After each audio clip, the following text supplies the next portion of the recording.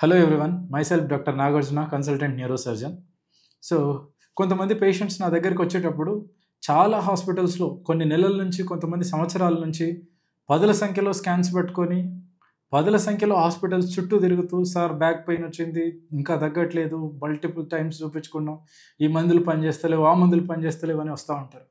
ఇది ఒక వర్షన్ అయితే సెకండ్ వర్షన్ వచ్చేసి సార్ మాకు ఇక్కడ స్కాన్ చేసాం ఇక్కడ డిస్క్ ప్రాబ్లం ఉందని చెప్పారు నడుములో దీనికి సర్జరీ చేయించుకోమన్నారు సార్ నాకు సర్జరీ అంటే భయం అవుతుంది సర్జరీ అవసరమా లేదా సార్ సర్జరీ చేస్తే ఎట్లా చేస్తారు సార్ మీరు సర్జరీ చేస్తారా సార్ అట్లా వస్తూ ఉంటారు. సో ఒరిజినల్గా ఈ రెండు సినారియోలో కూడా బాగా అబ్జర్వ్ చేస్తే నిజానికి జనాలు కానీ హాస్పిటల్లో ప్రాపర్ అంటే న్యూరో డాక్టర్ లేనప్పుడు దాన్ని ప్రాపర్గా ఎగ్జామైన్ చేయనప్పుడు అన్ని నడుము నొప్పులను కూడా 100లో 99% ఈజీగా డిస్క్ ప్రాబ్లంకి అట్రిబ్యూట్ చేసుకోవడం జరుగుతుంది. అంటే చాలామందికి ఒక రకమైన అపోహ వచ్చింది ఏంటి అని అంటే నడుము నొప్పి అంటే డిస్క్ ప్రాబ్లం, ఎంఆర్ఐ స్కాన్ చేయించు డిస్క్ ప్రాబ్లం కనిపించిందా సర్జరీ చేసుకో. సో ఇది ఒక ప్యాటర్న్ అయిపోయింది. This is wrong, absolutely wrong. Okay, ఎందుకు అని అంటే నడుము నొప్పికి డిస్క్ ప్రాబ్లం ఒక్కటే సమస్య కాదు. ఓకే, డిస్క్ ప్రాబ్లం జెన్యూన్గా ఉండి సర్జరీ చేయాల్సిన అవసరం నిజంగా ఉన్నప్పుడు 100% ఆ డిస్క్ ప్రాబ్లంకి సర్జరీ చేయడం ద్వారా 100% సొల్యూషన్ దొరుకుతుంది, లాంగ్ టర్మ్ పెయిన్ రిలీఫ్ ఉంటుంది, మళ్ళీ ఆ నొప్పి వచ్చే అవకాశం సుమారుగా ఉండదు. రైట్, ఇది కాకుండా మిగతా సినారియోస్లో వేరేజ్ మనకు ముందు పేషెంట్స్ వచ్చినప్పుడు మల్టిపుల్ హాస్పిటల్స్ మల్టిపుల్ స్కాన్స్ తిరుగుతూ మళ్ళీ మందులతో రిలీఫ్ లేదు అన్నప్పుడు ఏంటి అని అంటే డిస్క్ ప్రాబ్లం ఒకటే కాదు మిగతా ఇష్యూ ఏదో ఒకటి మిస్ అవుతున్నాం. మళ్ళీ మనం రెట్రోస్పెక్టివ్ చేసుకోవాలి, పేషెంట్ మళ్ళీ ఒకసారి 5-10 నిమిషాలు మళ్ళీ ఎగ్జామైన్ చేయాలి, మిస్సింగ్ కాంపోనెంట్ ఎక్కడుంది అనేది గుర్తించాలి. రెండో వర్షన్ ఆఫ్ పేషెంట్స్లో డైరెక్ట్ స్కాన్ తీసుకొని పేషెంట్ వస్తారు, స్కాన్లో డిస్క్ ప్రాబ్లం ఉంటుంది సర్జరీ అంటారు. ఎస్, చాలామంది పేషెంట్స్లో ఈవెన్ ఇప్పుడున్న యంగ్స్టర్స్లో 20 ఏళ్ళ నుంచి 60 ఏళ్ళు 90 ఏళ్ళ వరకు పేషెంట్లకు కూడా ఎవరికి చేపించినా some sort of disc problem ఉండడం అనేది కామన్. ప్రతి డిస్క్ ప్రాబ్లం ఎంఆర్ఐ స్కాన్లో కనిపించినంత మాత్రాన మన నడుము నొప్పికి కారణం డిస్క్ ప్రాబ్లమే కాదు. ఓకే, డిస్క్ ప్రాబ్లమా కాదా అనేది మనం పరీక్ష చేస్తే తెలుస్తుంది.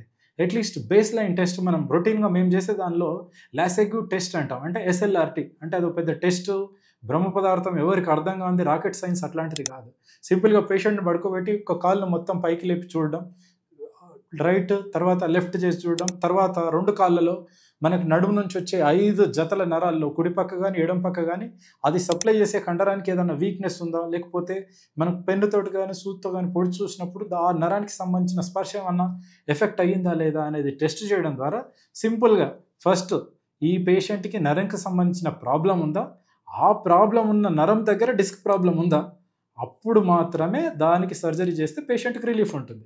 ఇది కాకుండా పేషెంట్కి సపోజ్ పేషెంట్కి L1 2 3 4 5 L is nothing but lumbar spine అంట, నడుములో ఉన్న స్పైన్ బోన్ని L4 5 దగ్గర డిస్క్ ప్రాబ్లం ఉంది, కానీ పేషెంట్కి సంబంధించి L2 నరం ఎఫెక్ట్ అయ్యింది అంటే తొడ భాగంలో స్పర్శకు సంబంధించి ఎఫెక్ట్ అయ్యింది అనుకోండి, మనకు నడుము నొప్పి వచ్చి ఈ తొడకు సంబంధించిన భాగంలో ఎఫెక్ట్ అయినప్పుడు డిస్క్ ప్రాబ్లం L4 L5లో చూపిస్తున్నప్పుడు సర్జరీ చేస్తే ఉపయోగం ఉంటుందా అంటే డెఫినెట్గా ఉండదు.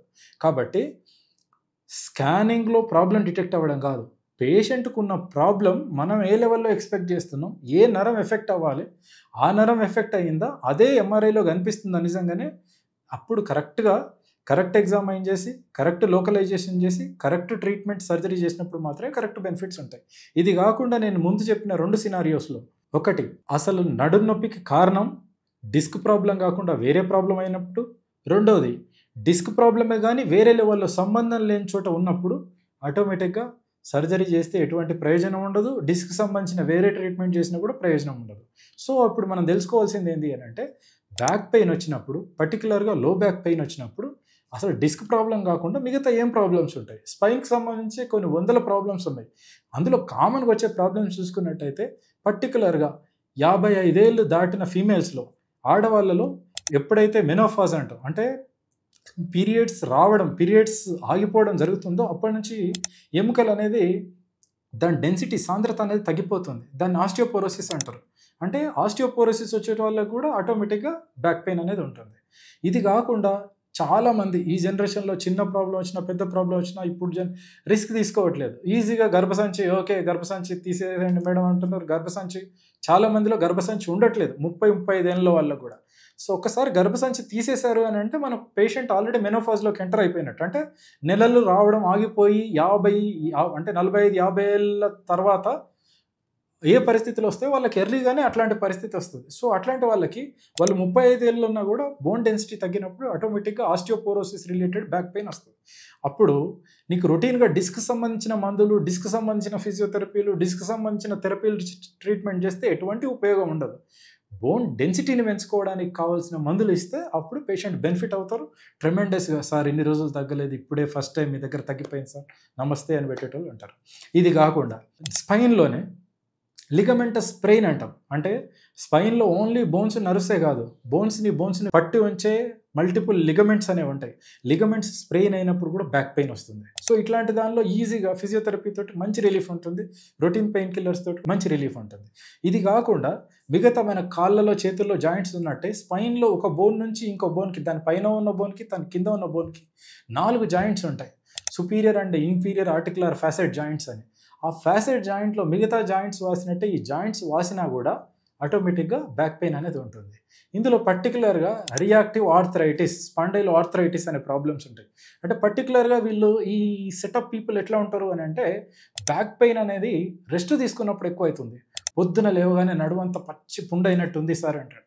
సో పేషెంట్ చెప్పే మాటలు, పేషెంట్తో మనం సరదాగా మాట్లాడుతున్నట్టు మాట్లాడి కూడా వాళ్ళ నుంచి వెనకాల ఏ డిసీజ్ ఉంది అనే ఇన్ఫర్మేషన్ గ్రాస్గా మనం ఈజీగా కలెక్ట్ చేసుకోవచ్చు. అప్పుడు దాన్ని రిలవెంట్ పరీక్ష చేసేసి మనం ఏమనుకుంటున్నాం దానికి కావాల్సిన టెస్ట్ ఏది ఉందో దాన్ని చూసుకోవాలి. ఇది కాకుండా అసలు స్పైన్కే రిలేట్, స్పైన్లో టీబీ వచ్చినా కూడా పెయిన్ వస్తుంది. స్పైన్లో వెన్నునర ముందర ఎపిడ్యూరల్ యాబ్సెస్ అంటారు, అది వచ్చినా కూడా బ్యాక్ పెయిన్ వస్తుంది. అండ్ స్పైన్కి సంబంధించిన ట్యూమర్స్ వచ్చినా కూడా, అంటే స్పైన్లో నరానికి సంబంధించిన ట్యూమర్ వచ్చినా, స్పైన్లో బోన్కి సంబంధించిన ట్యూమర్స్ వచ్చినా కూడా బ్యాక్ పెయిన్తోనే పేషెంట్ ప్రజెంట్ అవ్వడం అనేది జరుగుతుంది. సో ఈ బ్యాక్ పెయిన్లో చాలా విషయాలు ఉన్నప్పటికీ పేషెంట్స్కి ఈజీగా అర్థమయ్యే భాషలో చెప్పాలి అని అంటే పర్టికులర్గా రాత్రిపూట పేషెంట్ పడుకున్న టైంలో బ్యాక్ పెయిన్ అనేది సివియర్గా అవుతుంది. సో పర్టికులర్గా ఇది స్పైన్కి సంబంధించిన ట్యూమర్స్ అండ్ టీబీలో ఇట్లాంటి అవకాశాలు ఎక్కువ ఉంటాయి. రైట్. సో ఇట్లాంటి బేసిక్ విషయాలు కొంత తెలుసుకోవడం ద్వారా పాపులేషన్ కూడా ఈజీగా డాక్టర్ని అప్రోచ్ అవ్వడానికి యాక్సెస్ ఉంటుంది. డాక్టర్ కూడా మనకు ఈ విషయాలు ముందు మనకు దీనిపైన విశేషమైన అవగాహన ఉన్నప్పుడు, ఎక్స్పర్టీస్ ఉన్నప్పుడు మనం ఈజీగా డయాగ్నోస్ చేసుకునే ఛాన్స్ ఉంటుంది. అసలు స్పైనే కాకుండా మిగతా ప్రాబ్లమ్స్ తోటి బ్యాక్ పెయిన్ వచ్చే అవకాశం ఉందా? డెఫినెట్గా. చాలామంది kidney patients, pelvic diseases patients, bowel డిసీజ్కి సంబంధించిన పేషెంట్స్ కూడా మనకి బ్యాక్ పెయిన్తో ప్రజెంట్ అవ్వడం అనేది జరుగుతుంది. పర్టికులర్గా తీసుకున్నట్టయితే సింపుల్గా కొంతమంది యూరెథ్రల్ స్ట్రిక్చర్ అంటారు. అంటే యూరిన్ పైనుంచి కిందకు వచ్చే క్రమంలో అంగం భాగాల్లో కానీ ఆ పైన కానీ దానికి వచ్చే హోల్ సైజ్ అనేది తగ్గిపోయినప్పుడు లోపల యూరిన్ అనేది అక్యుములేట్ అయిపోతుంది. మూత్రాశయంలో ఎక్కువ నిండిపోయి అది ఎక్కువ స్ట్రెచ్ అయిపోతుంది. దానివల్ల బ్యాక్ పెయిన్ వస్తుంది. పేషెంట్కి అంత ఇంటెలిజెన్స్ ఉండదు. పేషెంట్స్ బుక్స్ చదివి మన దగ్గరికి రారు. మనం బుక్స్ చదివి పేషెంట్స్కి బుక్స్కి మధ్య కొరిలేషన్ మనం అర్థం చేసుకోవాల్సింది, డాక్టర్స్గా మేము అర్థం చేసుకోవాల్సింది. సో అట్లాంటి టైంలో పేషెంట్ సార్ విపరీతమైన బ్యాక్ పెయిన్ వస్తుంది సార్ అని అంటారు. వచ్చేది బ్యాక్ పెయిన్. బ్యాక్ పెయిన్ వెనకాల ఉన్న రీజన్, దానికి వెనకాల ఉన్న సిమ్టమ్స్. సో ఇట్లాంటి కిడ్నీ ప్రాబ్లమ్స్, కిడ్నీ స్టోన్ ఉన్న పేషెంట్ కానీ, కిడ్నీలో హైడ్రోనెఫ్రోసిస్ అంటారు, కిడ్నీ నుంచి కిందకు వచ్చి స్టోన్ బ్లాక్ చేయడం వల్ల పైన యూరిన్ అంతా కిడ్నీలో కరెక్ట్ అవ్వడం వల్ల వచ్చే పెయిన్ కూడా బ్యాక్ పెయిన్తోనే వచ్చే ఛాన్స్ ఉంటుంది. ఇది ఎట్లా ఉంటుంది టిపికల్గా పేషెంట్స్ కూడా ఈజీగా అర్థమయ్యేటట్టు చెప్పాలి అని అంటే ఈ పెయిన్ ఫ్లాంక్ పెయిన్ అంటారు. పేషెంట్ రావడం బ్యాక్ పెయిన్ అని వస్తారు, ఒక 4-5 హాస్పిటల్స్ చుట్టూ తిరిగేసి వస్తారు. పేషెంట్ జస్ట్ పడుకోబెట్టి ఒకసారి చూపించడం పేషెంట్ పెయిన్ ఎక్కడ ఉంది అని అంటే ఆటోమేటిక్గా వాళ్ళు ఫింగర్ తీసుకొని వెళ్ళి టక్కున ఈ భాగంలో ఇట్లా చూపించడం జరుగుతుంది. మనకు స్పైన్ మధ్యలో భాగంలో కాకుండా ఇక్కడ సైడ్ భాగంలో, దీన్ని ఫ్లాంక్ రీజన్ అంటారు, పక్క టెంపుల కింద భాగంలో సైడ్. సో ఫ్లాంక్ పెయిన్ ఉన్న పేషెంట్కి మనం ఎట్టి పరిస్థితుల్లో కిడ్నీకి సంబంధించిన ప్రాబ్లం ఎక్స్పెక్ట్ చేయాలి. సో రెండవది, కిడ్నీకి సంబంధించిన మిగతా సమస్యలు తెలిసినప్పుడు మనకి ఇంకొంచెం ఈజీ అవుతుంది.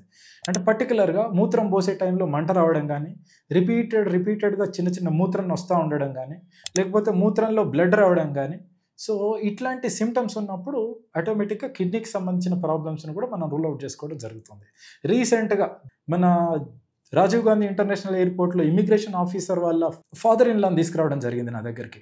సార్ ఇట్లా బ్యాక్ పెయిన్ తోటి ఉన్నారు, ఒక్కసారి చాలాసార్లు ఇప్పటికీ రిపీటెడ్గా ఎన్నో కన్సల్టేషన్ చేస్తూ ఉన్నాం, ఒక్కసారి లాస్ట్ టైం వాళ్ళ పాపని చూపించుండే, సో ఒకసారి మీతోటి ఒపీనియన్ తీసుకుందామని వచ్చినామని తీసుకొచ్చారు. సో పేషెంట్ వచ్చేసి మంచిర్యాల నుంచి వచ్చారు, పాత ఆదిలాబాద్ డిస్టిక్ నుంచి. తీరా ఎగ్జామైన్ చేసిన తర్వాత patient had clear urological symptoms ఉన్నాయి. అంటే సిస్టైటిస్ అంటారు, అంటే మూత్రాశయంలో ఇన్ఫెక్షన్కి సంబంధించిన సిమ్టమ్స్ ఉన్నాయి.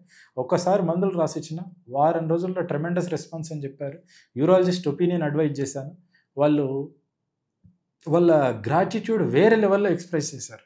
సో అంటే వాళ్ళ ఆనందం ఇన్ని రోజులు తగ్గకుండా ఇప్పుడు సడన్గా తగ్గేసరికి వాళ్ళు ఎంత థ్యాంక్ఫుల్గా ఉన్నారు అని అంటే, వాళ్ళు మంచిర్యాల వెళ్ళి మళ్ళీ ఇక్కడ రావడం కోసం ఫోన్ చేశారు.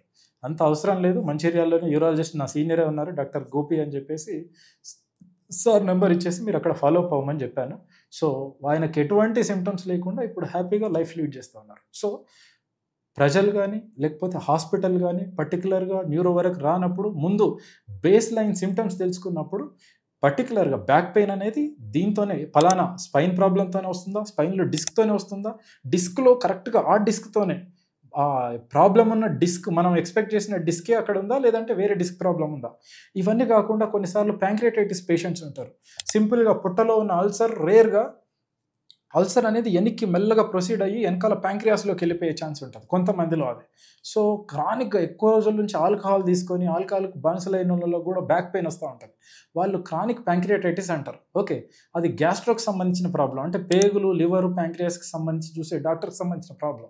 మనం ఒక్కసారి పేషెంట్ మన దగ్గరికి వచ్చినప్పుడు తెలుసుకొని మనం సరైన వేలో ట్రీట్ చేయాలి అని అంటే, డాక్టర్ కూడా ప్రాపర్గా అన్ని ఆస్పెక్ట్స్లో కూడా, మనకు బ్యాక్ పెయిన్ అంటే మన డిపార్ట్మెంట్కే కాకుండా మన కొలాటరల్, మన సరౌండింగ్స్ అన్ని డిపార్ట్మెంట్ పైన కూడా బేసిక్ అవగాహన ఉన్నప్పుడు ట్రీట్మెంట్ చేయడం మాకు ఈజీ అవుతుంది. పేషెంట్స్ కూడా తక్కువ టైంలో తక్కువ నెంబర్ ఆఫ్ కన్సల్టేషన్స్ తోటి ఎక్కువ స్కాన్స్ లేకుండా ఈజీగా సాల్వ్ చేసుకునే అవకాశం ఉంటుంది.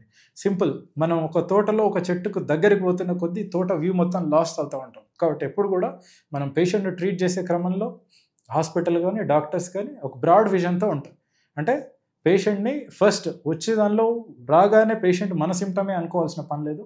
బ్రాడ్ స్పెక్ట్రంలో పేషెంట్ అసలు బ్యాక్కి సంబంధించిన సిమ్టమ్ అయినా, కిడ్నీకి సంబంధించిందా, పేగుకా, ప్యాంక్రియాస్కి సంబంధించిందా, పెల్విక్కి సంబంధించిందా, ఏదైనా పీరియడ్స్లో ప్రాబ్లం ఉందా, వైట్ డిశ్చార్జ్ ఉందా, ఇవన్నిటిని మనం క్యుములేటివ్గా ఒక 5 minutes మనం అసెస్ చేసినప్పుడు డెఫినెట్గా 100లో 90% మందిలో మనకు ఫస్ట్ కన్సల్టేషన్లోనే మనం రూట్ కాజ్ ఐడెంటిఫై చేసే అవకాశం ఉంది. సో ఇట్లాంటి ఎంతోమంది పేషెంట్స్ని క్రానిక్గా సఫర్ అవుతూ మల్టిపుల్ కన్సల్టేషన్స్తో ఉన్న వాళ్ళని సార్ట్అవుట్ చేసాం, వాళ్ళని హ్యాపీ ఫేసెస్తో ఇంటికి పంపించడం జరిగింది.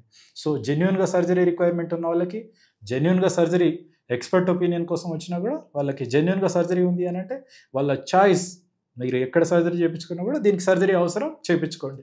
లేదు పలానా కంప్లైంట్ తోటి వచ్చినారు, మనం ఎగ్జామైన్ చేసిన తర్వాత దీనికి సర్జరీ, ఈ డిస్క్ ప్రాబ్లం తోటి పేషెంట్కి పెయిన్ రావట్లేదు, ఈ పేషెంట్కి నరాలకు సంబంధించిన ఎటువంటి వీక్నెస్ లేదు, సర్జరీ అవసరం లేదు అని అంటే బోల్డ్గా పేషెంట్స్కి జెన్యూన్ ఒపీనియన్ ఇవ్వడం జరుగుతుంది.